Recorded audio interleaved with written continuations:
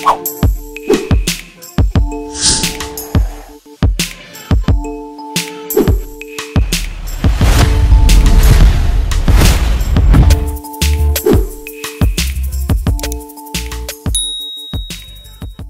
va passer au deuxième sujet, c'est le fameux partenariat RDC-AS Monaco. Je rappelle que AS Monaco, c'est un club de football basé en France, dans la principauté de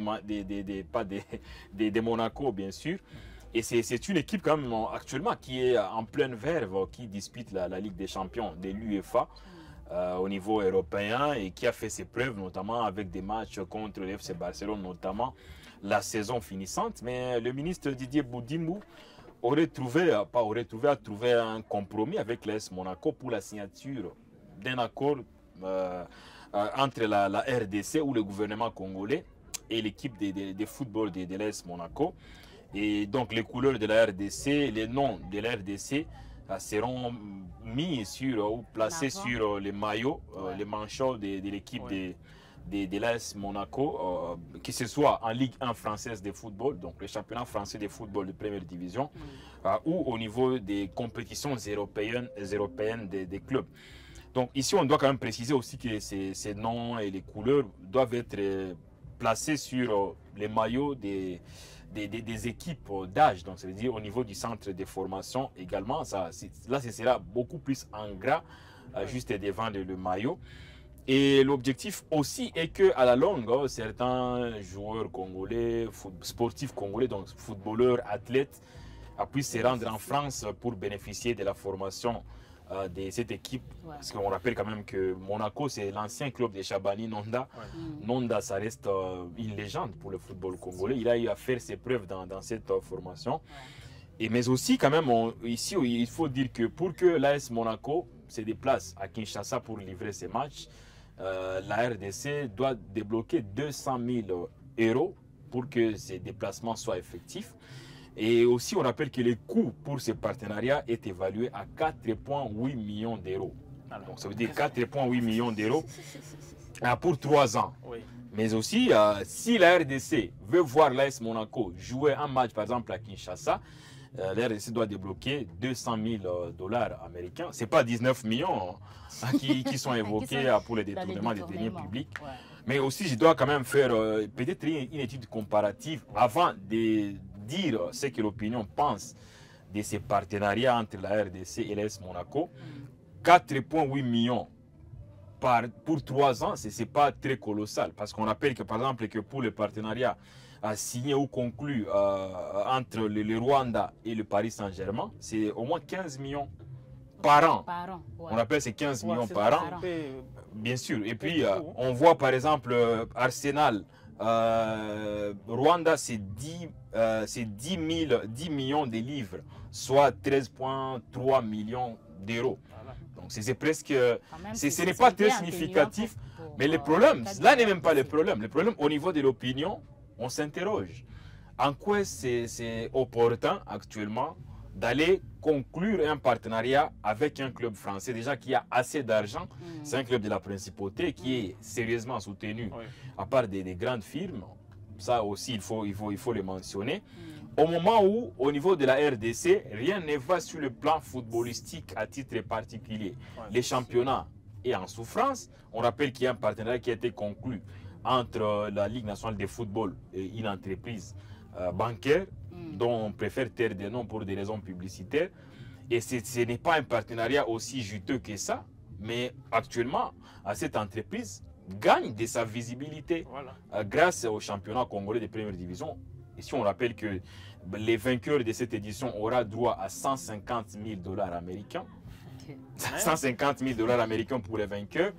Voilà, donc c'est presque insignifiant si l'on sait que la RDC, c'est un pays continent et que pour un simple déplacement, Goma-Kinshasa, je pense que les simples billets aller pour un seul joueur, je pense que c'est au-delà de 300 $. Mis à part la prise en charge une fois à Kinshasa, figurez-vous par exemple pour une délégation de 25 personnes, ça fait combien? Voilà, le logement, la prise en charge et tous les frais irrélatifs. Donc c'est près de 10 000 $ par simple déplacement pour une équipe.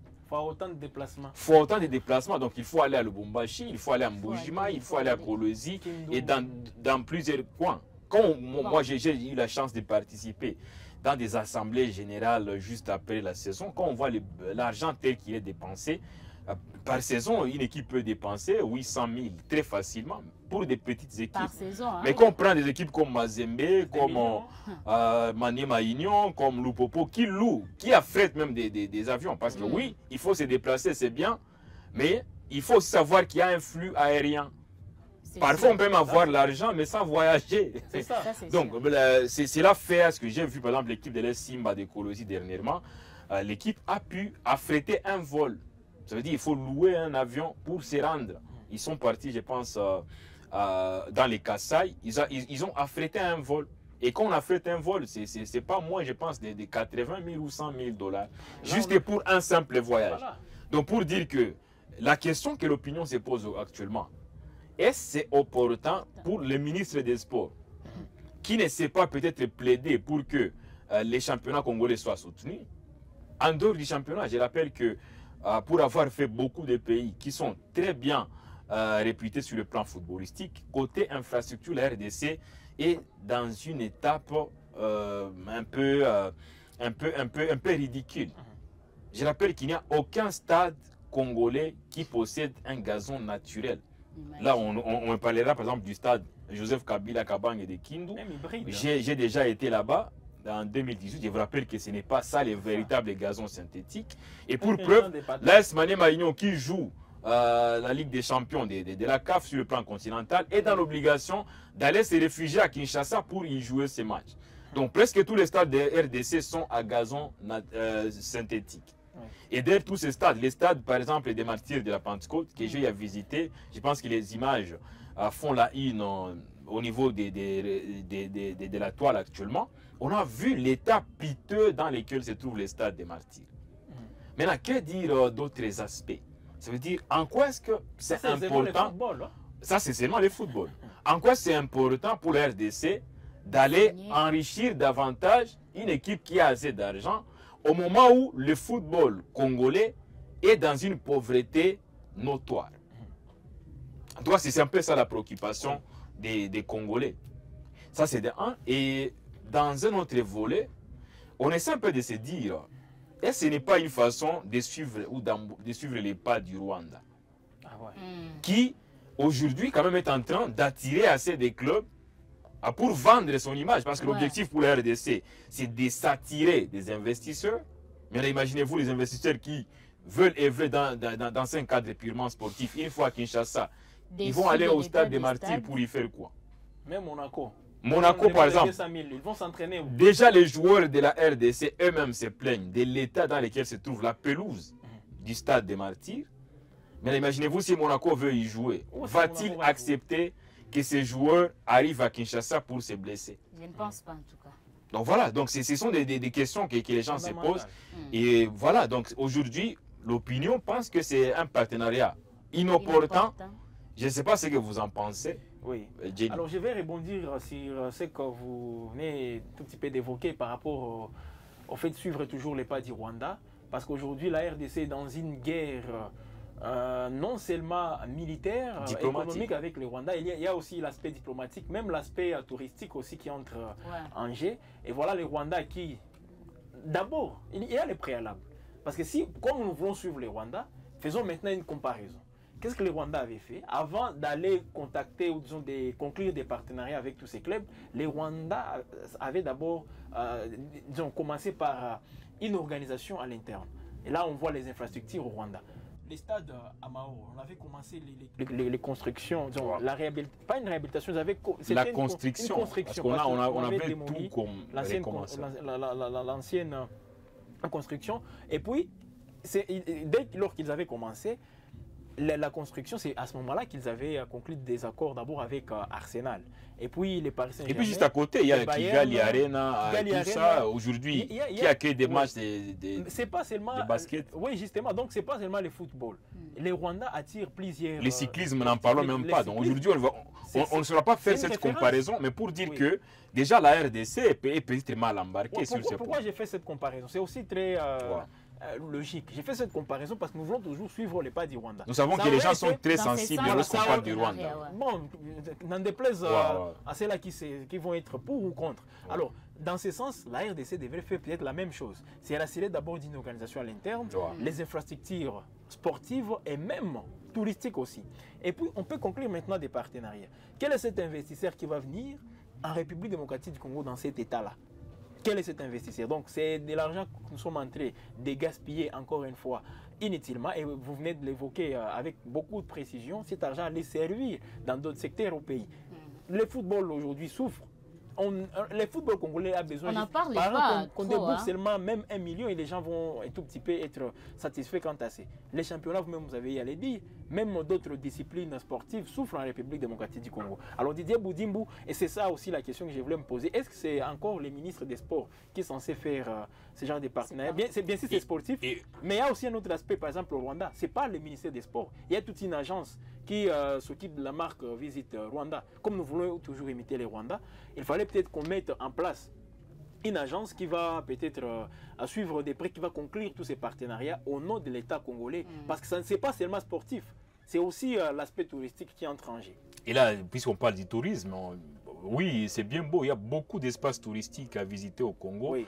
Mais ils sont dans quel état? Ça aussi. Je dans rappelle quel que j'ai été en Égypte dernièrement et j'ai eu à visiter les pyramides d'Égypte. Mais ce qui m'a le plus impressionné, juste pour accéder à ces pyramides, on paie, je pense, 600 ou 700 pounds, ou les livres égyptiennes. C'est une affaire c'est près de 20 dollars.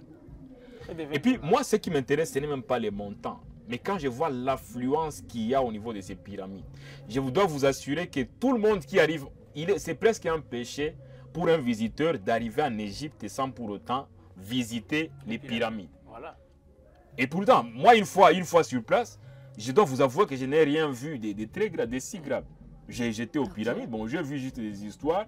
Il n'y a rien de très grave. Mais quand j'arrive, par exemple... Le plus important, c'est d'y arriver physiquement. Bien sûr, donc ça veut dire, pour dire que les Égyptiens, ce qu'ils ont réussi à faire, d'abord, c'est d'assainir ces milliers, c'est de voir comment protéger ces pyramides-là et de faire une très bonne publicité. Parce qu'on y arrive, il y a une forte sécurité, et les gens, il y a de la propriété, donc presque tous les ingrédients sont là pour qu'on puisse aller visiter ces pyramides. Oui. Mais au Congo, il y a de très beaux espaces de tourisme. Malheureusement, ils sont dans quel état? Quand on voit par exemple le parc de Virunga, c'est un patrimoine mondial. Oui, bien que l'avantage pour ce parc, c'est pas peut-être c'est géré par un privé.